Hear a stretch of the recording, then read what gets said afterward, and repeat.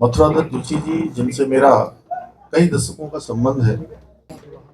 जब दल में ऐसे निष्ठावान कार्यकर्ताओं की अनसुनी होती है, जिस तरीके से जो हालत आज कांग्रेस पार्टी की हो गई है, पार्टी बदलते ही मथुरादत्त जोशी के तेवर भी बदल गए, अंदाज भी बदल गया, मिजाज भी बदल गया, बयान भी बदल गए, हालात भी बदल गए, सवाल भी बदल गए, जवाब भी बदल गए। लेकिन ये सब कुछ उनके राजनीतिक जीवन में कितना बदलाव लाएंगे ये कहना जरा मुश्किल है, क्योंकि उत्तराखंड की सियासत एक अलग तरीके से करवट ले रही है और इस सियासी बिसात में मथुरादत्त जोशी कहाँ फिट बैठेंगे, बीजेपी में जोशी कहाँ फिट बैठेंगे, ये सवाल। मैंने जिस तरीके से कांग्रेस पार्टी में काम किया,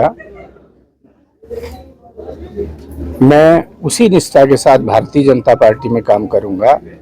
ये बात मैंने पहले भी कही, ये बात फिर दोहरा रहा हूं। हम लोग किसी डिमांड के साथ या किसी स्वार्थ के साथ यहाँ नहीं आए, भाजपा ज्वाइन नहीं कर रहे। जिस तरीके से जो हालत आज कांग्रेस पार्टी की हो गई है, अनिर्णय की स्थिति में कांग्रेस पार्टी है और कांग्रेस के वरिष्ठ नेताओं का जिस तरीके से आप द्वंद्व देख रहे हैं, पार्टी रसातल की तरफ जा रही है, बिखराव की तरफ जा रही है। हम जैसे लोग जिन्होंने अर्ध दशक तक काम किया है पार्टी में, अगर हम लोग पार्टी छोड़ रहे हैं तो ये सवाल उस पार्टी का है, उस पार्टी से पूछा जाना चाहिए कि आपके कार्यकर्ता क्यों छोड़ रहे हैं। पाला बदलने वाले मथुरादत्त जोशी ने अपने काम करने का तरीका बताया, अपनी ही तारीफ की, कांग्रेस की कमियां बताई और फिर आने वाले वक्त के लिए नई बिसात बिछाने की भी कोशिश की।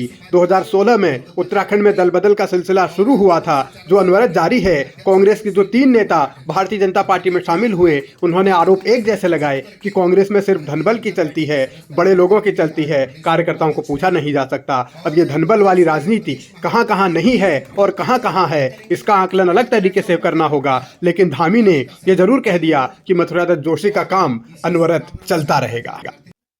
और जब ये इन्होंने खुद बताया किस प्रकार से ये काम करते थे, आप सब जानते हैं, मीडिया के बंधु विशेष रूप से उनको जानते हैं, और मुझे मिले तो मुझे अच्छा भी लगा और थोड़ा सा ये भी हुआ कि भाई चूंकि अभी रोज काम करते हैं, तो मैंने कहा कि आदरणीय महेंद्र भट्ट जी जरूर उनको जो है अनवरत रूप से उनका काम चलता रहे, उसकी व्यवस्था करेंगे।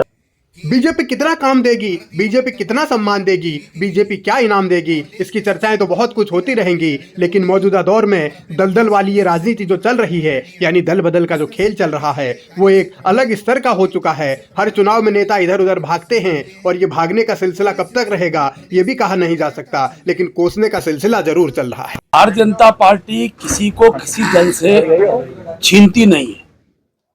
उस दल की कमजोरी है जो अपने कार्यकर्ता को मान सम्मान देने की स्थिति में नहीं होती। जब दल परिवारवाद से चलता है, जब दल में ऐसे निष्ठावान कार्यकर्ताओं की अनसुनी होती है, तो इस प्रकार के परिणाम देखने को मिलते हैं।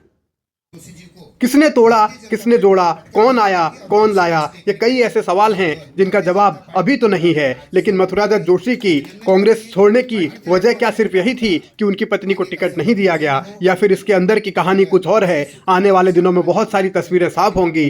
सवाल ये भी उठेंगे कि मथुरादत्त जोशी 48 साल तक अगर काम करते रहे तो क्या वास्तव में उनका अपमान हुआ, या फिर जो पद उन्हें दिए गए वो काफ़ी थे? बहस बहुत हो सकती है, लेकिन राजनीति यही है। मैं माननीय मुख्यमंत्री जी का हृदय से आभार व्यक्त करना चाहता हूं। उनके कुशल नेतृत्व में प्रदेश विकास की ऊंचाइयों को छुएगा और जो भी दिशा निर्देश पार्टी के होंगे माननीय अध्यक्ष जी के और माननीय मुख्यमंत्री जी के, हम उनका पालन करेंगे।